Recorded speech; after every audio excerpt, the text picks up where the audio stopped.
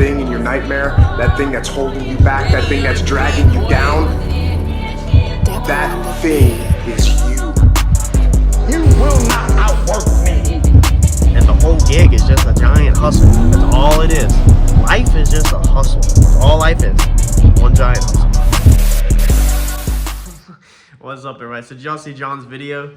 We were so curious how many people was gonna get mad about that. It was his idea. I had nothing to do with that, first off. But that video was kind of short and fast. Like, it was kind of quick, so and mixed in some other stuff. So I figured we would rehash out exactly how that test session actually went. As you can see, we've got 55 gallons of race fuel behind us. This is the X85L that we run in the Comet. Got this on, Chris picked it up for me this past week, the gentleman that wired my car, and then I went and picked it up from him Friday. Me and Harper, the wife, slid up there and grabbed it. So garage is currently a mess. We're filming the trailer video, so I'm working all weekend on the trailer. The car is nowhere to be found in here. It is a mess. There is wood everywhere, but all sawdust. So we're busy. I'm busy. I'm beat. I worked all day today. But I'm gonna roll the in-car footage on that, man, and we'll voice over it and we'll explain exactly how that kind of went down for anybody that's actually curious. And one interesting fact that we found out last night we put together, John's got 3 passes on this car. One was shaking it down brand new off the trailer the first time the track car ever went down the track. And then the other 2 were when he was testing last weekend, getting ready for the race that was supposed to happen this weekend for $25,000, no prep back at the track, when we were trying to see if the car would work no prep. That's all John's actually drove the car. I've got 9 passes on the car currently, and I feel really good in the car now. Let's roll the footage. All right, so this is the first pass. Actually, everything honestly went really good on Thursday night testing tuning a lot. My dad come out, as you can see, to help. Randy showed up. I think Randy only caught the second pass. John handled everything on his own on the first pass. You can see John's right there clearly. He's filming, so he definitely pulled one over on anybody that believed that he was going to be driving a car. And again, that was his idea. But this one, dude, I'm feeling really good in the car. I know I'm still getting a little bit of criticism about the burnout. They said I've only made 9 passes, so I don't have and that's 9 passes for me in green and not knowing what I'm doing. But I was really actually stoked to go testing Thursday night. But beyond what everybody believes, I'm actually looking forward to running the car, and testing the car and everything. But it just is whenever we have free time. We are really busy. We got a lot going on. John didn't even bring his car Thursday night, so huge shout out to Turbo John for coming out and helping me with the car and working on the tune and testing it, and all that. And also he was helping Mike a little bit, so it was nice to just be able to. This is the first time I think we've ever only had my car at the track and didn't really have to balance it with the other ones. I really wish we could have made more passes, but I was happy with what we got done. So this was the first time I successfully left on the trans brake. So in the first pass here, you might not have seen it in John's video, but the leaving on the trans brake was successful. I did it correctly. I didn't mess that up. But then through the blower belt, and what happened is the car was bouncing off the rev limiter. So John had the rev limiter set at, I think, 76 or 7,800 RPMs. And for some reason, it's wanting to hit the rev limiter at 7,200 RPMs, I think it was. So when it went to the second shift or into the second gear, it chunked the belt because it, for whatever reasons, it hit the rev limiter. And so I had no clue. I don't have enough time in the car to realize even what's going on. And I just held it out on just motor. And I think we went like 98 miles an hour on just motor. I don't remember what the actual ticket was. There's so much new to me that a lot of people don't realize this stuff. People will be like, well, what was the 60 foot? What was the 8th mile? I have no clue. I'm still, as I'm pulling up to this ticket booth right here, when I grabbed this John Dock, he literally went down right before me. When I was in the staging lanes, I was actually like, oh man, we're going to actually have to make a pass besides John Dock. And I'm so inexperienced. But I was like, hey, it'd be good media. But we kept the cars separate. Turbo John was able to go up there and get me to go down the track by myself again. So it's nice for a home track for Turbo John to be able to have a little bit of pull and be able to keep me normally away from any other cars.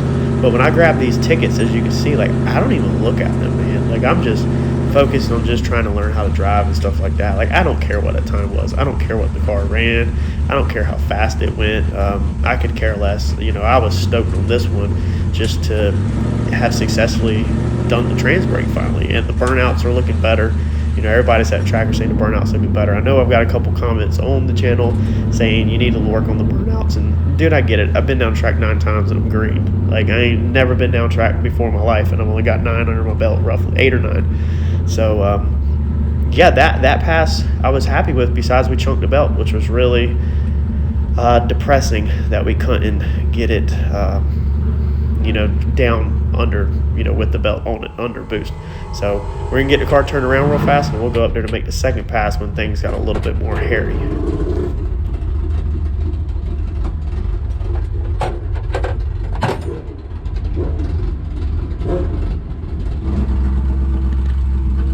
Alright, so here you are, second pass. So we are rolling.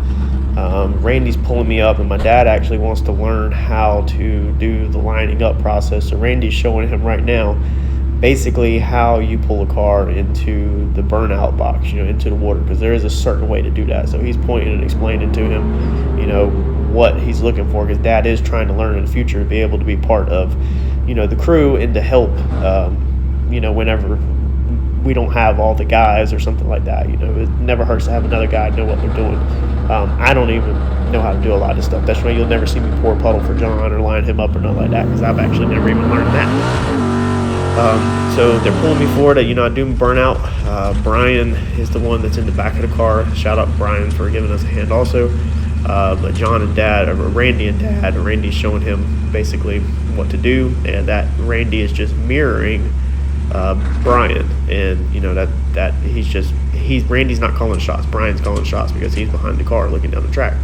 So we get right there, and they're pulling me up, and I'm already like, crap, man, I'm beside another car. This is the first time I've actually had to be beside another car. I've always went by myself, and I don't like inconveniencing others. I always feel really bad about inconveniencing others. You see Randy freak out right there, throw his hand on the window, and they're backing me up, telling me to kill the car. Basically, there's something on the track. So they're going to pull me back, and so I'm collecting my thoughts. Another thing that's going through my mind is this face shield. So I have tried to close my face shield, and it fogs up due to breathing. Now, my adrenaline's always up just a little bit because I'm new to this. But Thursday night, actually, my adrenaline was a little bit more down. I was a little bit more calm. So we're going to fast forward this, and they're about to tell me to fire the car back up. But I want to put the face shield down during the pass, so I'm thinking about that and going to try to remember to put it down, but actually think I don't again. So there's just so much little things going through my mind, and I'm trying to build good habits all at once. There's a lot of different little things that people don't even realize. So they pull me up, and I can't remember what happened to Bulb. I think I went in right there, and I got on the trans brake right here, but the guy next to me was not on his.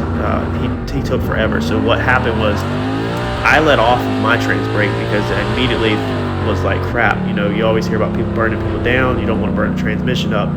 And so I let off the trans brake because I sat too long, because the car was sitting too long. Now later, Randy and John said that's exactly what I was supposed to do, is that, if you're ever sitting that long, just get off of it. But John did point something out to me that basically I don't need to be on a trans brake until they are in. So when their bulbs are on and my bulbs are on, all 4 of them, everything's on, then I can go on to I hold the trans brake button, but don't actually push the gas to the floor until they are actually all the way in, because being a blower car, it comes up so fast, there's no reason to, sit there. And get on it first, and that's something that's also new. I mean, that was only the second pass with a trans brake ever for me, so that pass was disappointing because that guy, I don't think he did it on purpose. He was just testing, just like I was, but I was kind of paying attention to him. My fault. I should have been. I'm trying to ignore the light, and I'm trying to just focus on the driving, and I got wrapped up simply off of trying to pay attention to the tree, and I should have ignored it so we would have had a good actual pass down the track. But what I didn't realize, again, was that the car threw a belt. So I'm pretty sure it's chunking the belt out the bottom of the car, not up through the top. And so it literally ran out the backside on just motor. I think it was 108 miles per hour out the backside on motor. And I think that time it went into third gear. It did get high enough to go into third. John made some changes in the shift points of when it would actually shift. I brought them down so we make sure we got the shifts in that time. It got all through the gears. But again, I don't pay attention to time slip or nothing. I just roll out. Like, that's not what I'm worried about. So that pass was the second pass being the most disappointing, because I really was just set in my head that Thursday night we were going to run some numbers for y'all. We were literally going to run some personal bests. Now, the first pass, we ran a personal best on the 60-foot. That was in John's video. But, dude, I was ready to turn that thing up and, actually make a really, really good hit. I was trying to look for like 4 hits. As soon as I got this back to the pit, realized the belt was off, I literally busted my tail, got the belt back on it, and I was ready to head back up again for our third pass.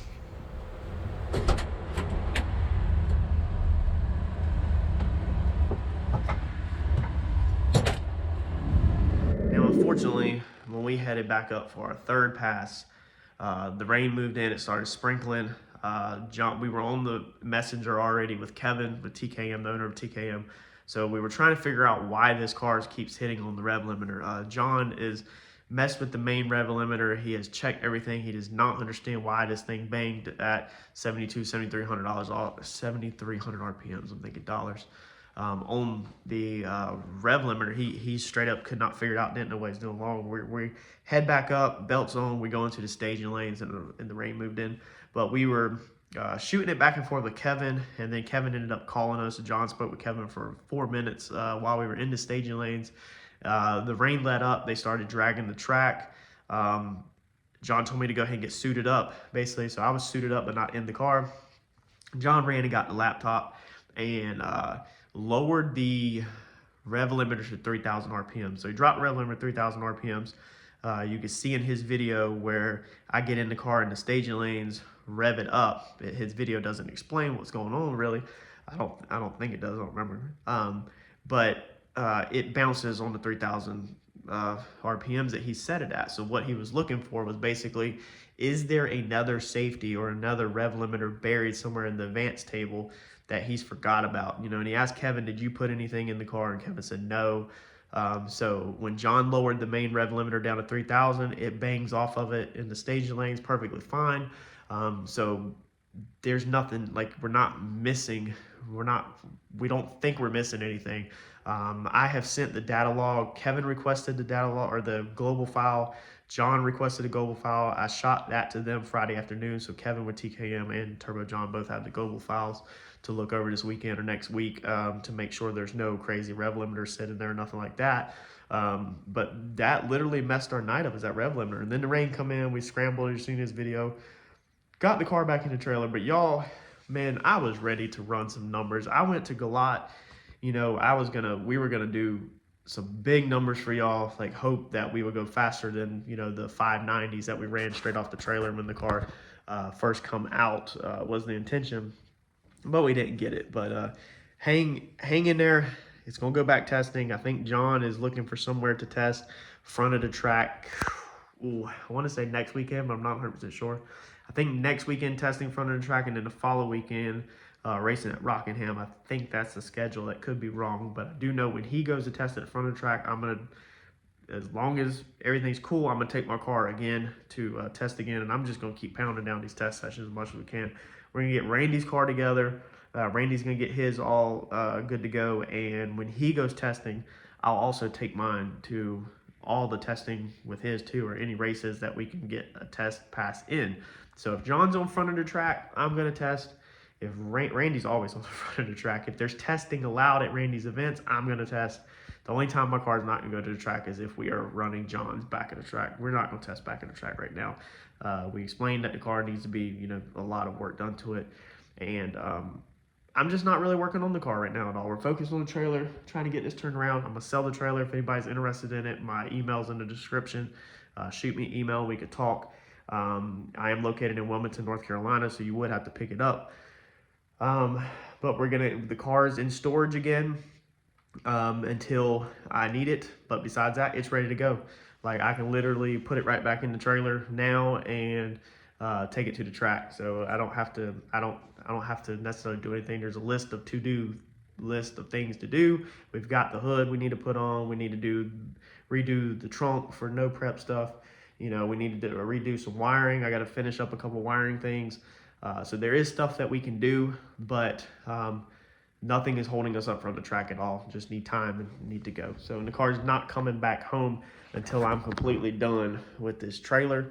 And that's knocked out, and I want to put the car back in my garage, because right now I need my garage, especially this weekend. So hit that like button for me, y'all, and I promise y'all we'll have some footage of me driving the car as much as we can get test sessions in. Hope everybody has a good Memorial Day weekend. Y'all get out there and build something. 3-day weekend. You've already lost your Saturday. I worked all day. Make it count on Sunday and Monday. Build Sunday and Monday. Build something on that car, on your trailer, whatever. Get out there and build something. Thanks, y'all.